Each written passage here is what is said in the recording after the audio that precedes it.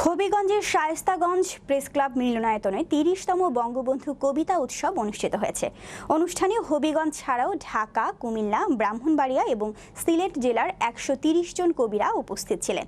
এতে সভাপতিত্ব করেন হবিগঞ্জ জেলা শাখার সভাপতি কবি মোহাম্মদ জালাল উদ্দিন রুমি। অনুষ্ঠানের উদ্বোধন করেন কেন্দ্রীয় প্রধান উপদেষ্টা ডক্টর শহীদুল্লাহ। প্রধান আলোচক হিসেবে উপস্থিত ছিলেন সাধারণ সম্পাদক, কবি ও ছড়াকার তহিদুল ইসলাম কনক।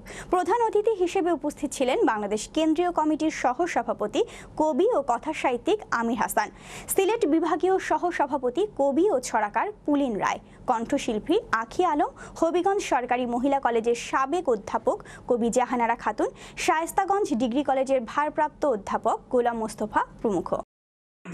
জাতির স্বার্থে নিরীহ মানুষের কল্যাণে স্বৈরাচারের মস্তক থরথর করে কাঁপত অগ্নিঝরা শাসন।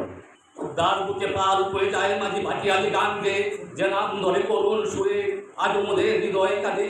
তিনি মোদের জাতির জনক, মহান স্বাধীনতার ঘোষক, বাংলার সর্বকালের শ্রেষ্ঠ সন্তান বঙ্গবন্ধু শেখ মুজিবুর রহমান।